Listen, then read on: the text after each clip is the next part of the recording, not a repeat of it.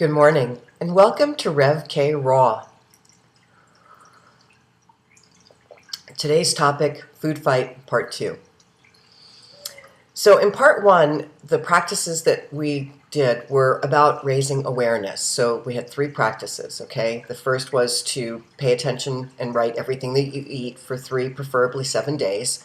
The second was to ask yourself why you're eating. And then the third was when you hear the voice that says stop, to do that as quickly as you could after you hear the voice, the signal that said stop. So that was Part 1, was about bringing awareness.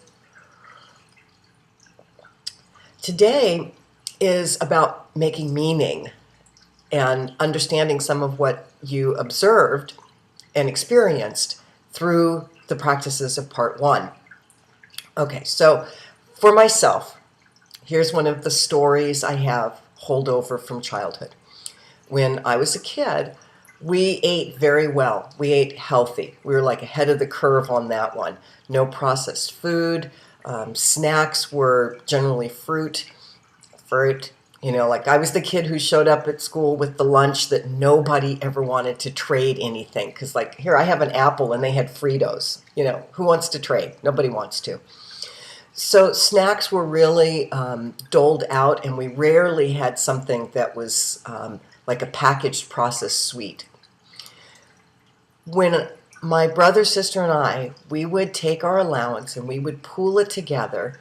We would go buy like a box of like Fruit Loops or one of those sweet cereals that we weren't allowed to have normally. We would sneak up to the store, we would buy this box of cereal, a container of milk, and then the 3 of us would like eat the whole box together. Or we would go buy cookies and we would sit down and we would eat them, together and have to eat all of it and get rid of the evidence. So I have this story that anytime I want to have a treat, I'm like having to sneak it. And of course, who am I sneaking it from? Me. I don't need to do that anymore. So part of what I got in the awareness piece is that I have a story about having treats. And then there's this whole guilt thing that gets built into it because then I tend to overeat them and, that kind of stuff. So we start to make some meaning out of what you noticed in practice 1.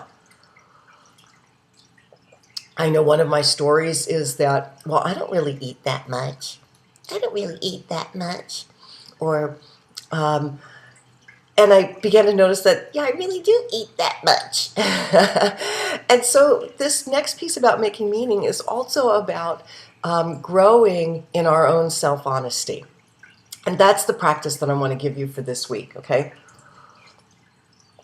Is to be honest with yourself as you are looking at what you're eating and why you're eating. And then when you hear that voice, okay, so still carry over from Part 1, when you hear the voice that says stop, to do that.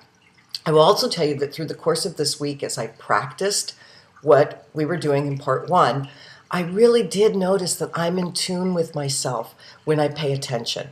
Okay, so by raising awareness and starting to make some meaning over the stories that I tell and whether or not they're really valid and do I need them right now, and moving into some honesty with myself, I actually didn't really overeat during the week.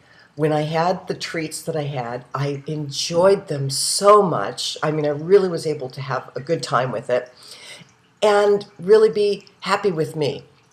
Okay, so today, Part 2 this week, is about being honest with yourself, looking at your stories, paying attention, and allowing yourself to really be connected with your body, okay?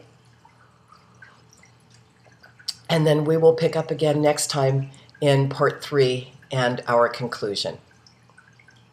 Namaste.